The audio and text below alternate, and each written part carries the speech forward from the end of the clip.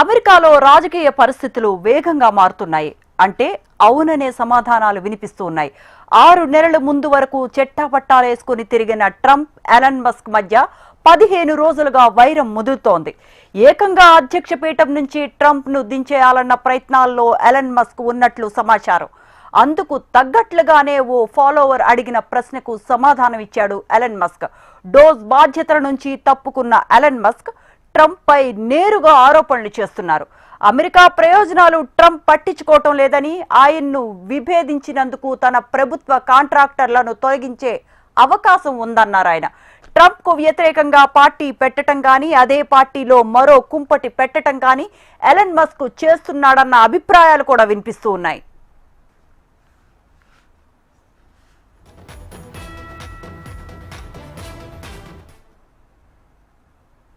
Right, Trump and Elon Musk మధ్య విభేదాలు ఏంటి, ఎందుకు వచ్చాయి, ప్రాణ స్నేహితులుగా ఉన్న ట్రంప్ ఎలన్ మస్క్ మధ్య ఎక్కడ చెడింది, ఇదే అంశాలకు సంబంధించిన విశ్లేషణ ఇవాళ చేద్దాం. ఇవాళ మనతో పాటు జాయిన్ అవుతున్నారు ప్రముఖ అనలిస్ట్ పుల్లారావు గారు. నమస్తే అండి.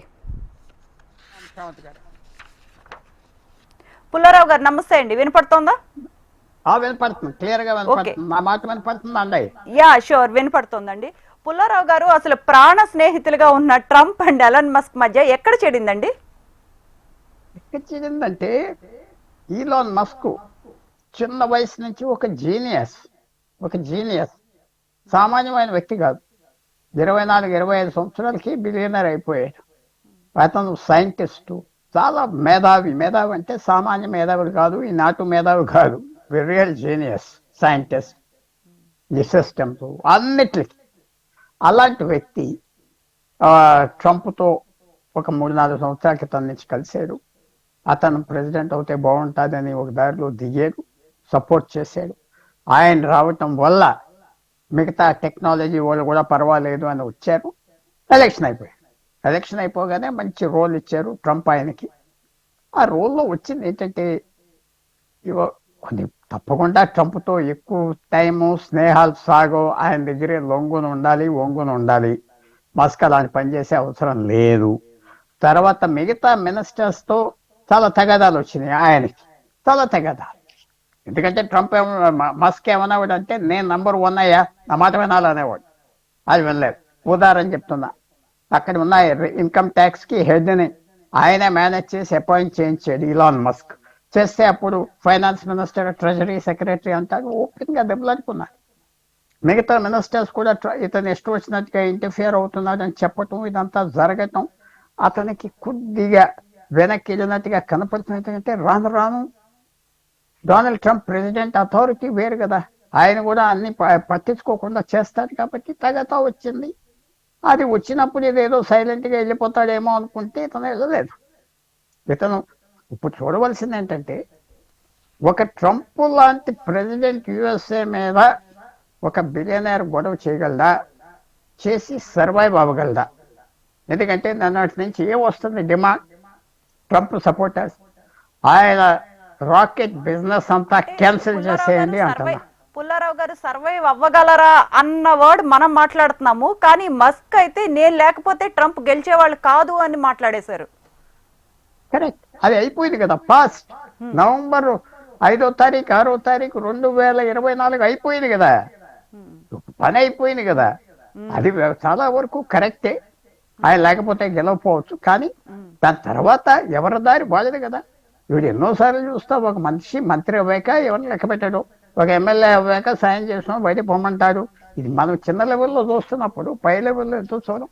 అది పాత కథ, నేను సాయం చేసాము. ఇప్పుడు వచ్చే ప్రాబ్లం సర్వైవల్ అంటున్నాను. ఎందుకంటే మస్క్ వ్యాపారాలని గవర్నమెంట్ సబ్సిడీస్ మీద ఆధారపడి ఉన్నాయి ఎక్కువగా.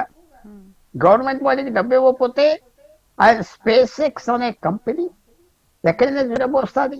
గవర్నమెంట్ డబ్బుతోనే చేస్తున్నాడు.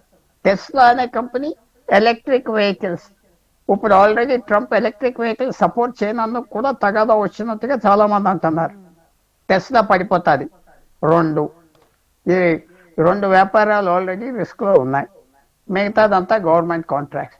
సో మరి అతను పుల్లారావు ఏమవుతుంది, గారు అంటే ఇప్పుడు టెస్లా కానీ స్పేస్ ఎక్స్ కానీ అంటే ఇవన్నీ పడిపోతాయి అని తెలిసి కూడా అంటే మస్క్ ఇలాంటి ఘాటు వ్యాఖ్యలు డైరెక్ట్ గానే విమర్శించడాన్ని అంటే ఏ ధైర్యంతో మస్క్ చేశారు అంటే గవర్నమెంట్ కూడా పడిపోతుంది అన్న వ్యాఖ్యలు అంటే మస్క్ వెనక ధైర్యం ఏంటి అంటే ఏంటి వ్యూహాత్మకంగానే వ్యవహరిస్తున్నారా మస్క్?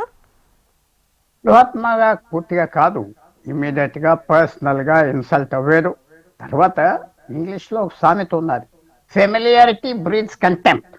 మీరు ఎంత పెద్ద మనిషి ఉండినా అతనితో మీరు పనిచేయటం ఆమెతో పనిచేయటం మొదలు పెడితే మీకు ఒక రకమైన లోపల కంటెంప్ట్ వస్తుంది. ఓ ఇంతేనా, వీళ్ళు ఏదో పెద్ద అనుకున్న ప్రధానమంత్రి ఫ్యామిలీ గాంధీ ఫ్యామిలీ లేకపోతే ఇంకో ఫ్యామిలీ దగ్గర చూసిన వాళ్ళందరికీ ఓహో ఇంతేనా అని. Familiarity breeds contempt. చాలా క్లోజ్ గా ఉండేవాడు, దానివల్ల కంటెంప్ట్ వస్తుంది. ఎవరైనా మీరు చూసుకోండి, నేను చూసుకుంటా, నా జీవితంలో మనం ఎవరో విశేషమైన యాక్టర్ ఉంటాడు, మనకు తెలుస్తుంది, ఆయనతో పనిచేయటం మొదలు పెడతాం, అది ఆటోమేటిక్గా ఏంటి చారిస్మా ఇవన్నీ ఉన్నాయనుకున్నాం, ఇంత కంటెంప్టబుల్ ఫెలోవా, ఇంత తక్కువడా, ఇంత చిన్నోడా అని మనకు ఆలోచనలు వస్తాయి. సో ఫెమిలియారిటీ, రోజు కలిసి కూర్చునేవాడు, ఆయన ఆఫీస్లోకి వెళ్ళిపోయేవాడు, ఆయన పిల్లలతో చాలా క్లోజ్గా ఉండేవాడు, అవన్నీ ఉండగా వస్తాయంటే అదొకటి. తర్వాత మస్క్కి ఎక్కడ లేని అహంభావం కూడా ఉంటుంది కదా, కొంచెంలో డబ్బు ఉన్నవాడు, అది అన్ని పోవచ్చు, కానీ నాకు లెక్కలేదు అంటున్నా, ఎందుకంటే ఏం పోతాయి అది లెక్క కూర్చున్నా. సో ఇది ఒక విశేషమైన ఫైట్ ట్రంప్ ఈలాన్ మస్క్ మధ్యన.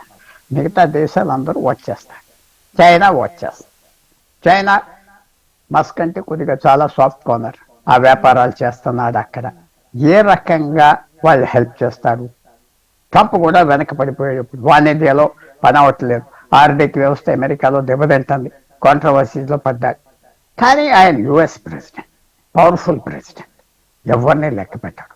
సో నేను అందాక ఒక మాట అన్నా, మస్క్ ఎలాగా ఇది ఛాలెంజ్ మీట్ అవుతాడు.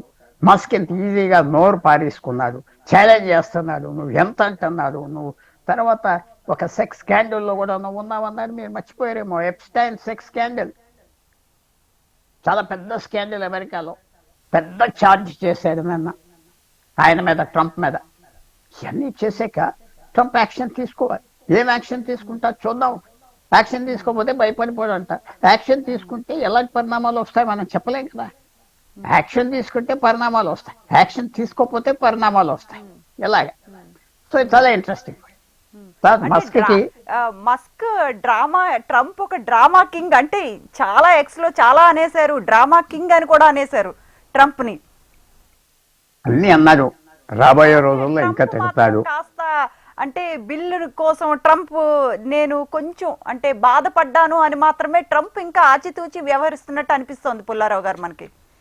అంటే ట్రంప్ ప్రెసిడెంట్ గా ఉన్నాడు, దగ్గర అసోసియేట్, తిడుతున్నాడు, ప్రపంచం అంతా వింటున్నారు, చాలా మంది ఆనందపడుతున్నారు, అమెరికాలో ఆనందపడుతున్నారు, అంత మీడియా కొంత సెక్షన్స్ ఆనందపడుతున్నాయి, యూరోప్ లో ఆనందపడుతున్నారు. ఇది ఎంతవరకు వెళ్తాది? ఆయన కంపెనీ క్యాన్సిల్ చేసేస్తాడా గవర్నమెంట్? నేను తప్పకుండా మీకు ఇవాళ ప్రిడిక్ట్ చేస్తాను, ఆయన స్పేస్ ఎక్స్ అనే కంపెనీకి డబ్బు ఆప్ చేస్తాడు ట్రంప్, అది మాత్రం చేస్తాడు. ఆ రాకెట్స్ అంతా వాళ్ళ స్పేస్ ఏజెన్సీకి, మనకి ఇస్రో ఉన్నట్టుగా నాసా ఉన్నది, నాసా కాంట్రాక్ట్స్ అంతా ఇతనే చేస్తున్నాడు, అన్నీ ఆగిపోతాయి.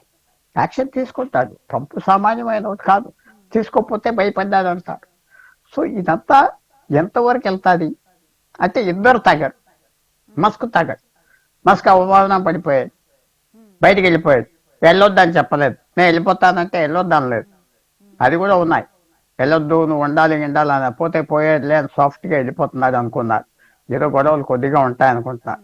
మస్క్ అంటే ట్రంప్ చుట్టూరా ఉన్న వాళ్ళకి చాలా మంది కూడా ఇష్టం లేదు మస్క్ అంటే, ఎందుకంటే కొంచెం పౌరుగవంతంగా ఉంటాడు, ఇష్టం వచ్చినట్టుగా మాట్లాడతాడు, ఎవరు లెక్క పెట్టాడు.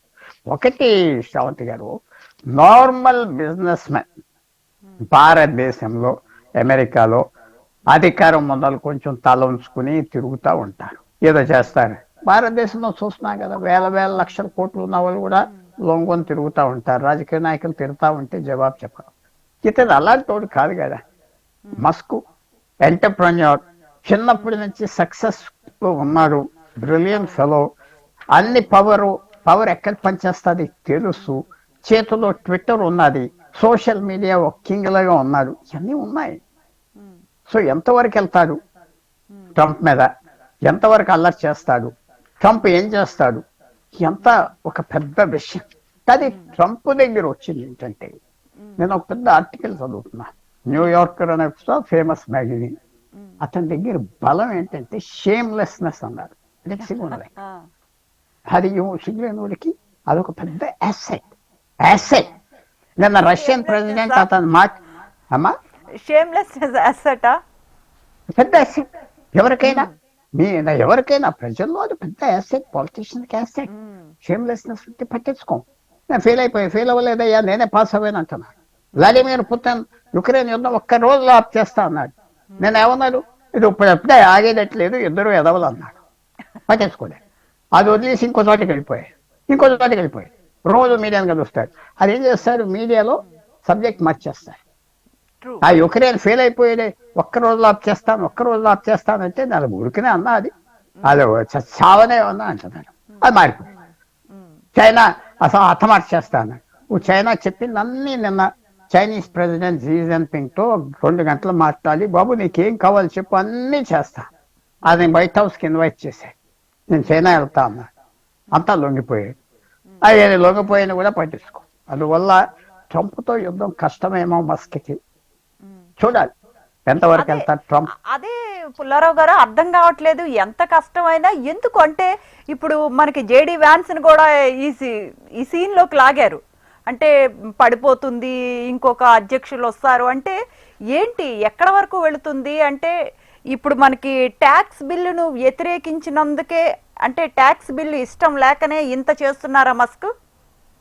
అది లేదు దాంట్లో కూడా ఆయన కారణం స్వయంగా చెప్పారు, ట్యాక్స్ బిల్లు విషయంలో మస్క్ వ్యతిరేకించడం నాకు నచ్చలేదు, నేను చాలా హర్ట్ అయ్యాను అని ట్రంప్ చెప్పారు.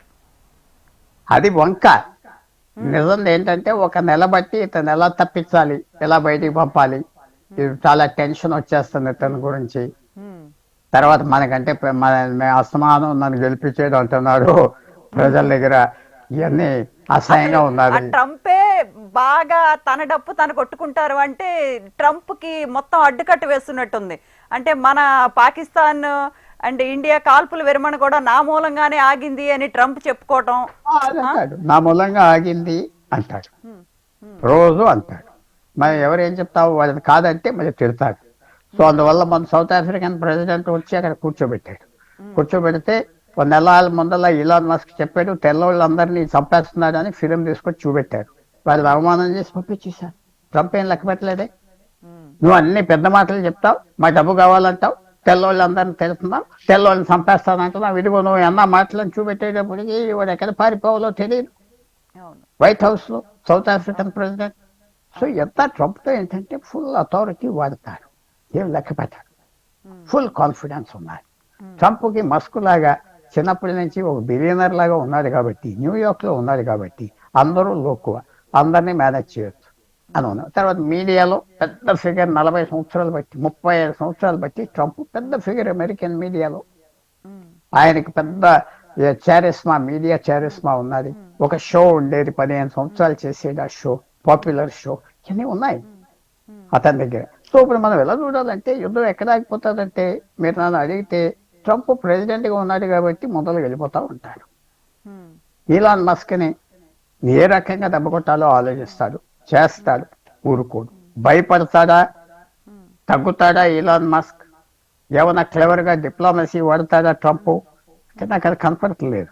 ఎందుకంటే మస్క్ పొంగిపోయాడు. మనకి ఇక్కడ మస్క్ ఒక మాట అన్నారు, అంటే నేను లేకపోతే, అంటే సెనేట్ లో ఒకవేళ నేనే లేకపోతే 51-49 ఉండేవారు అంటే ఎంత ఘోరంగా మస్క్ చేస్తున్నారు. ఇందులో నిజం ఉందా అండి, నిజంగానే 51-49 సెనేట్ లో ఉండేవాళ్ళ? కరెక్ట్. ఎందుకంటే వాడు వెళ్ళి ఒక చోట కూర్చున్నాడు, ఒక డబ్బు ఖర్చు పెట్టాడు, అతను ధైర్యంగా పెన్సిల్వేనియాలో కూర్చున్నాడు, చాలా చేశాడు. అతను రావటం వల్ల మిగతా వాళ్ళు వచ్చారు. మస్క్ ఒక గ్లామర్ ఉన్నది, పెద్ద గ్లామర్. ఇవి ఉన్నాయి.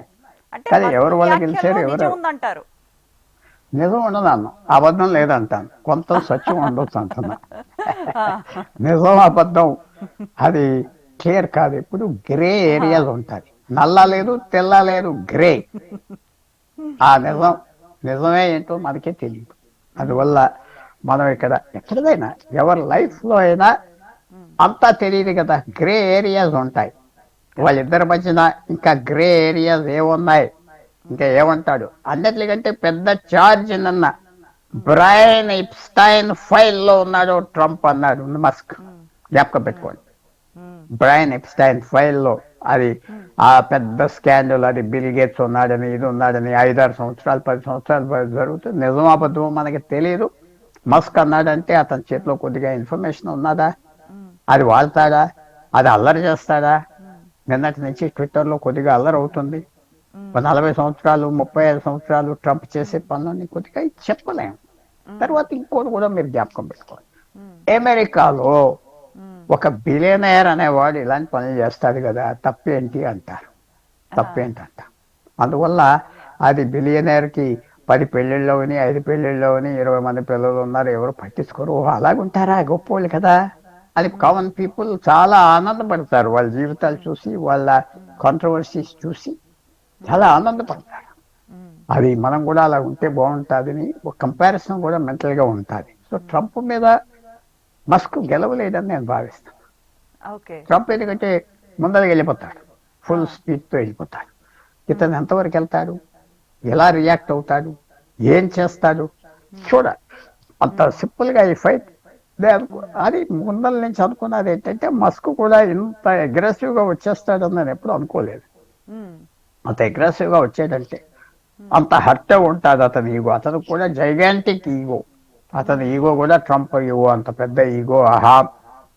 అతను నేను ఒక జీనియస్, డబ్బు ఉన్నది, అది ఒక పద్ధతి ఉన్నది, చాలా చాలా ఇంటెలిజెంట్ అనే మాట తక్కువ. నేను ఆ మాట డిస్క్రైబ్ చేయడానికి ట్రంప్ దించేసి జేడీ వాన్స్ ని అధ్యక్షుడిగా చేస్తారు, ఎందుకంటే ట్రంప్ గెలవటానికి నేనే కారణం కదా, మొత్తం మళ్ళీ నేనే అది జరిగే పని కాదంటారు. అది ఏం జరిగే పని కాదు. ట్రంప్ తీయటానికి రిపబ్లికన్ పార్టీ తప్పుకోరు. వచ్చే ఎలక్షన్లు ఇంకా టెస్టింగ్ ఎలక్షన్స్ ఇంకా 18 నెలలు ఉన్నది. ట్రంప్కి ఈ ఆయన ఆర్థిక వ్యవస్థ పాలసీ పనిచేస్తే ఇంకెవరిని లెక్క పెట్టక్కర్లేదు. ఆర్థిక వ్యవస్థ పనిచేస్తుందా, కొన్ని స్టెప్స్ తీసుకున్నాడు, అది నిజంగా ఫలిస్తుందా చూడాలి. ఈ వచ్చే 2 నెలలు 3 నెలల్లో ఫలిస్తుందంటే ఇంక మస్క్ ఉండదు, ఎవరు ఉండదు, అందరు మర్చిపోతారు. ఎందుకంటే అక్కడ క్విక్గా మెమరీ మర్చిపోతారు. నిన్నటి న్యూస్ ఈవేళ పాసి, ఇదంతా మర్చిపోతారు. కొత్త న్యూస్, రేపు న్యూస్ ఏంటి అలా చూస్తారు.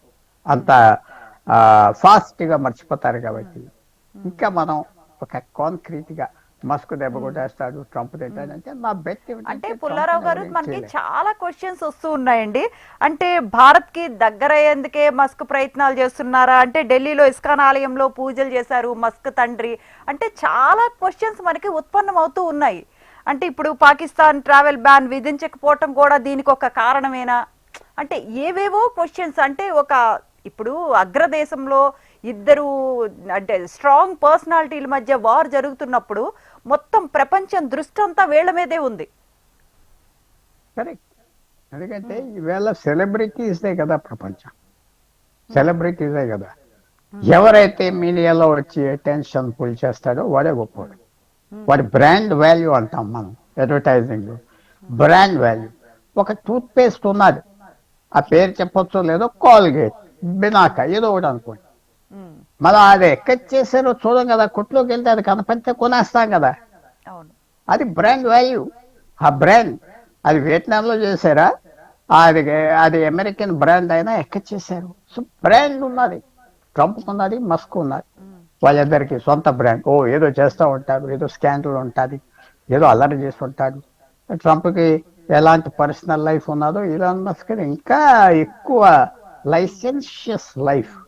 ఇలాన్ మస్క్ ఎవరు, అది అమెరికాలో ఎవరు ఖండించలేదే.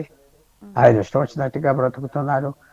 ఇదే ఒక 40 సంవత్సరాల క్రితం అమెరికాలో, 30-40 సంవత్సరాల క్రితం మనిషి ప్రెసిడెంట్ అనేవాడు డివోర్స్ అయితే 10కి ఓటేసేవారు కాదు, నిలబడటానికి హద్దు లేదు. ఒకే మనిషితో పెళ్ళి ఉండాలి, ఆ లైఫ్ అంతా కూడా అలా ఉండాలి, ఏ బ్లాట్ ఉండకూడదు. అంతా మారిపోయింది. ఎవరు పట్టించుకోవట్లేదు, ఎవరు పట్టించుకోవట్లేదు. అమెరికాలో అన్నిటికంటే ఎక్కువ ప్రపంచం తొందరగా మారిపోయింది. కారణాలు వేరే వేరే ఉన్నాయనుకోండి. క్లుప్తంగా చెప్పాలంటే ఇది చాలా ఇంట్రెస్టింగ్. యుక్రెయిన్ రష్యా యుద్ధంలో రోజుకి 2000 మంది వచ్చినా ఎవరు చూడలేదు. Trump Musk Trump Musk interesting గా ఉంది. అంటే మొత్తం ప్రపంచ రాజకీయాలనే మార్చేస్తోంది. ఇప్పుడు మనకి స్టాక్ మార్కెట్ల పరిస్థితి ఏంటి పుల్లారావు గారు? అంటే ఈ ఇష్యూ స్టాక్ మార్కెట్ల మీద ఏమైనా ప్రభావం చూపిస్తుందా? అంత ఉండదు. ఏమైనా ప్రభావం ఉంటుందంటే మస్క్ కంపెనీలు ఏమవుతాయి, టెస్లా కొద్దిగా దెబ్బతిన్నారు, నేను షేర్స్ తగ్గినాయి అని విన్నా. మిగతా పబ్లిక్ కంపెనీస్ ఎలాగ ఉంటాయి, వారి వ్యాపారం పోతుంది. స్పేస్ ఎక్స్ అనే కంపెనీకి డబ్బు గవర్నమెంట్ కట్ ఆఫ్ చేస్తే ఇంకా రాకెట్లు ఉండవు, ఏముండవు.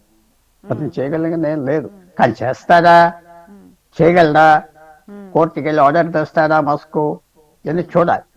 ఎలక్ట్రిక్ వెహికల్స్ కి డొనాల్డ్ ట్రంప్ డబ్బు ఇవ్వనని ఎప్పుడో అన్నాడు, డబ్బు ఇవ్వటం మానేశాడు. గారు ఎంత మీరు చెప్తున్నా కూడా ఇప్పుడు ట్రంప్ కి కూడా మస్క్ అవసరం ఉంది కదా. అంటే టెక్నాలజీ రారాజు కానీ ఇప్పుడు అంతరిక్షంలో మనకి ఇప్పుడు చాలా అంటే టెక్నాలజీ పెరుగుతున్న కాలంలో మస్క్ అవసరం కూడా ట్రంప్ కి అంతే ఉంది కదా. అది అక్కర్లేదు, బోల్డ్ మంది ఉన్నారు అక్కడ, బోల్డ్ మంది. టెక్నాలజీ కూడా దేశం కావాలి కదా. టెక్నాలజీలో 20 మంది పెద్దవాళ్ళు ఉన్నారు అమెరికాలో. బిల్ గేట్స్ అనుకోండి, గూగుల్ కంపెనీ, ఇలా ఈలాన్ మస్క్, అలాగే ఫేస్బుక్, అలాగే అమెజాన్ అని ఉన్నాయి. చాలా మంది ఉన్నారు టెక్నాలజీ కంపెనీస్. పుల్లారావు గారు చెప్పండి, జేడి వ్యాన్స్ సిచ్యువేషన్ ఏంటండి ఇప్పుడు? జేడి వ్యాన్స్ ఫ్రాంక్ గా చెప్పాలంటే చాలా బ్రిలియంట్ మ్యాన్. 39-40 సంవత్సరాలు. అంటే వీళ్ళిద్దరి మధ్య వ్యాన్స్ సిచ్యువేషన్ ఎలా ఉంది ప్రెసెంట్? మళ్ళీ అతను ఆఖరికి మస్క్ ని అటాక్ చేయాలి. మస్క్ ని అటాక్ చేస్తే మస్క్ ఏమంటాడు చూడాలి. నేనే నేను నిలబెట్టించాను అంటాడా? ఎలా తప్పించుకోవాలి? చాలా ప్రాబ్లమ్స్ వస్తాయి. నువ్వు తిట్టేవు కదా, ట్రంప్ ఒక వెధవ అన్నావు కదా అని చెప్తాడా? ఏమంటాడు? చాలా ప్రాబ్లమ్స్ వస్తున్నాయి అందరికి. ఇద్దరు స్నేహితులు, పవర్ఫుల్ స్నేహితులు విడిపోయాక ఇలాగే ఉంటాయి. ఇదంతా అక్కడ వచ్చే డర్టీనెస్, బాధ, కొంతమంది దెబ్బతింటారు. జేడి వ్యాన్స్ ని లాగుతారా ఈ కాంట్రవర్సీలోకి? లేకపోతే ట్రంప్ ఫర్గివ్ చేయడు. ట్రంప్ ఇంకో టర్మ్ పోటీ చేయలేదు. వ్యాన్స్ చాలా ఇంటెలిజెంట్ మ్యాన్. చిన్న ఫ్యామిలీ, బ్రోకెన్ ఫ్యామిలీ నుంచి వచ్చిన తల్లి ఇప్పుడు కూడా డ్రగ్ అడిక్ట్ బయటకు వచ్చింది. అతను బాగా చదువుకున్నాడు, బాగా విశేషంగా అన్ని నేర్చుకున్నాడు. 5 సంవత్సరాల క్రితం ట్రంప్ని ఉట్నే తిట్టేసేవాడు, మళ్ళీ మార్చుకున్నాడు. వీడికి లేకపోతే లాభం లేదని మార్చుకుని సెనేటర్ అవ్వాడు. సెనేటర్ అవ్వక వైస్ ప్రెసిడెంట్ అయిపోయాడు ఆయన. అందువల్ల వాన్స్కి ఇరకాటమైన పరిస్థితి. ట్రంప్ను అంత ఈజీగా తీసేయలేరు. ట్రంప్ మేనేజ్ చేసుకుంటారు. ట్రంప్ దగ్గర ఏంటంటే ఒకటి సీక్రెట్, గవర్నమెంట్ చేతిలో ఉన్నది పూర్తిగా వాడతాడు. రెండోది ఏంటంటే అక్కడ ఆర్థిక వ్యవస్థ కనుక ఇంప్రూవ్ అవుతే అది ఎవరికి లెక్క చేయడు. ఇప్పుడు ఆర్థిక వ్యవస్థ ఇంప్రూవ్ అవుతుందా అవదా? ఇమిగ్రేషన్ ఏమన్నా దెబ్బతీస్తుందా?